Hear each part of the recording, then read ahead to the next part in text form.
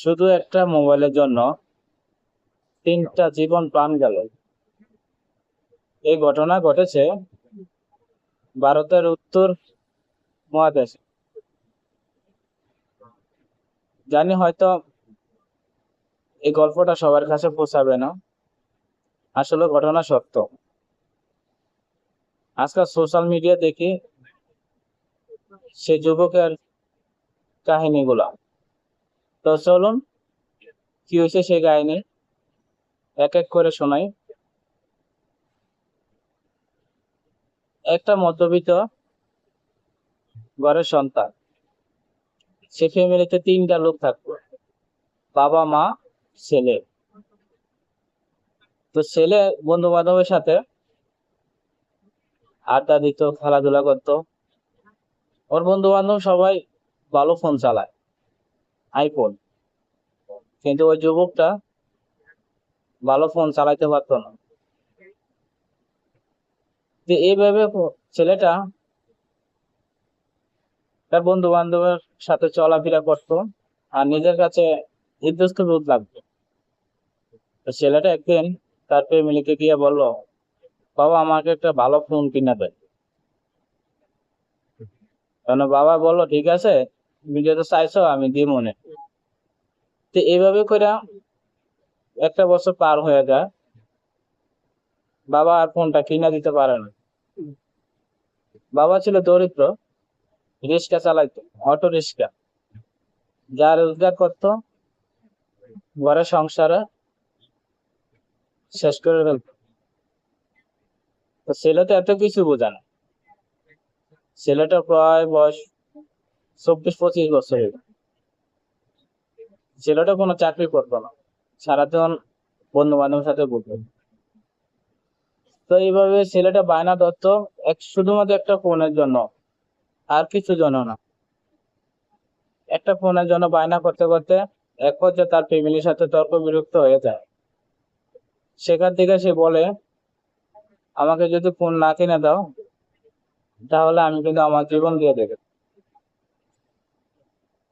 তার কথা চেয়ে রাখছে, কিন্তু তার বাবা তার স্বপ্ন পূরণ করতে পারেনি। পরের দিন সকালবেলা ঘুম থেকে উঠে বাবার কইলো, আমার ফোন কই? তখন তার বাবা বলছে, দেখো আমাদের টাকা পয়সা নাই, আমি চেষ্টা করতেছি।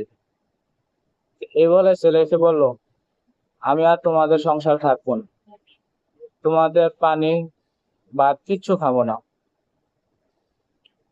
তোমরা আর আমাকে খুঁজতে যেও না, আমি আমার নিজের জীবন দিয়ে দেবো। এই বলে ছেলেটা চলে গেল আজকে বাসা থেকে। বাসা থেকে চলে যাইতে যাইতে এক পাহাড়ে উঠতেছে। তো সমাজের মানুষ দেখে ফেলে, দেখে তার পরিবার ফ্যামিলি সবাইকে খোঁজ দেয়।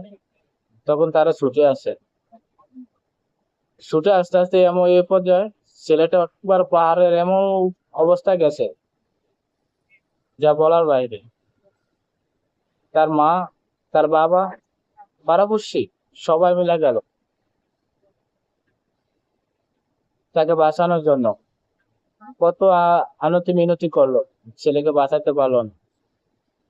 ছেলেটা পাহাড়ের উপর উঠে এমন সাইডে দাঁড়াইছে যে সাইডে মনে করেন বাতাসটা লাগলেই মাটি ভেঙে একবারে নিচে পড়ে যাবে।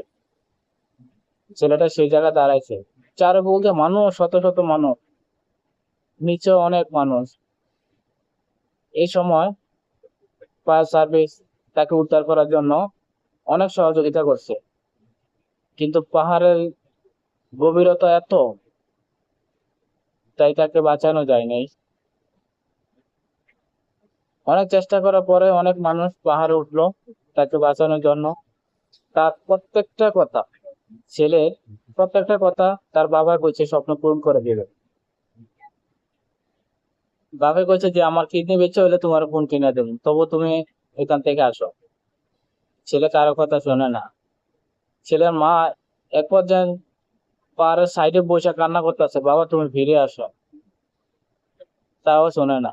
তার মা এক পর্যায়ে আস্তে আস্তে সামনে যায়, তখন ছেলে বারণ করে, তুমি যদি আর এক পা সামনে আসো তাহলে আমার জীবন দিয়ে দেবে। তখন তার মা 2 পা পিছনে যায় না, 1 পা সামনে আগায় 2 পা পিছনে যায়। কারণ ছেলেকে এতটা ভালোবাসে তা বলার বাইরে। কিন্তু এই ছেলেটা তো তার বাবা মার ভালোবাসাটা বুঝলো না।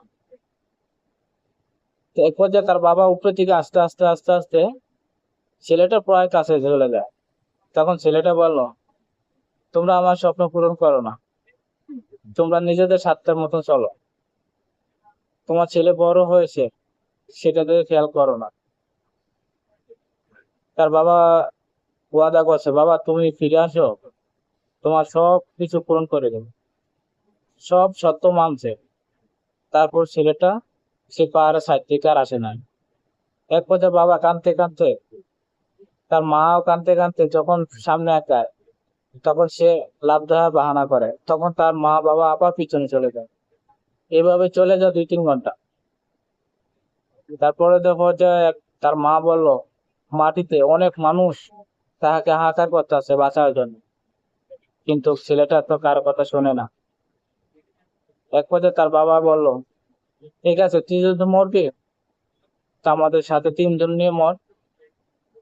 ছেলেটা কিছুটা ইমোশনাল হয়ে গেল। সে চিন্তা করলো আমি কি করবো। তখন ছেলেটা একবার চিন্তা করে যে আমি চাপ দেবো না আমার ফ্যামিলির দিকে তাকাবো। এই চিন্তা করতে করতে এমন পর্যায়ে তার বাপে গিয়ে তাকে থাপা দিয়ে ধরে ফেলে। তাকে ধরে ফেলছে বাঁচাবার জন্য। আল্লাহর কি নিয়তি দেখে, যখন ছেলেটাকে ধরে ফেলছে তাকে নিয়ে যখন টান দেবে তখনই মাটি ভেঙে ছেলে পড়ে যায়। ছেলে যে থাপা দিয়ে ধরছে ওই থাপার অনুযায়ী তার বাবা সাথে সাথে যে কুয়াতে পড়ে যায়। পাহাড়টা ছিল অনেক উঁচু। সে উঁচু থেকে যখন পড়তে আসে এলাকার মানুষ সব তাকিয়ে আছে, ফায়ার সার্ভিস কিছু করতে পারে না। এমন সাইডে দাঁড়াইছে যে তাকে বাঁচানো কোনো সম্ভব না। এক পর্যায়ে তার বাবা ছেলে দুজনে পাড়ের নিচে পড়ে যায়। সেখানে তাদের দুজনের মৃত্যু হয়। এই সুখে তার মা, ছেলেটার মা কান্না করতে করতে, মনের অনুভব ছিল যে স্বামী যেহেতু নাই, সন্তানও নাই, আমি বেঁচে থাকে কি করবো। তার মাও এক পর্যায়ে সেই জায়গা থেকে ঝাঁপ দিয়ে নিচে পড়ে যায়। ঝাঁপ দিয়ে যখন নিচে পড়ে তখন তারা 3 জন একসাথে মৃত্যুবরণ করে, শুধুমাত্র একটা ফোনের জন্য। তবে আমি বলতে চাই এই গল্পটা হলো আমাদের ইয়াং জেনারেশন যে ভাই বেড়াদার আছেন বা অনেক মানুষও আছে যে একটা ফোনের জন্য তার ফ্যামিলির সাথে অনেক অত্যাচার করে, এমনকি ঘরদুয়ার ভাঙে, অনেক কিছুই করে। এক পর্যায়ে মানুষ সবাই করে, আমি করি, অমুকে করে, সবাই করে।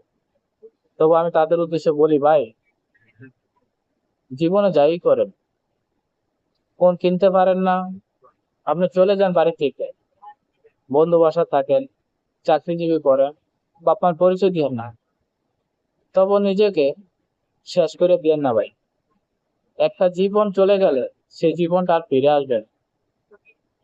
কারণ আপনার জীবনটা চলে গেলে আমরা বাপ মা কাকে ডাক দিব, আর আপনি বাপ মা ভাইবেন কোথাও।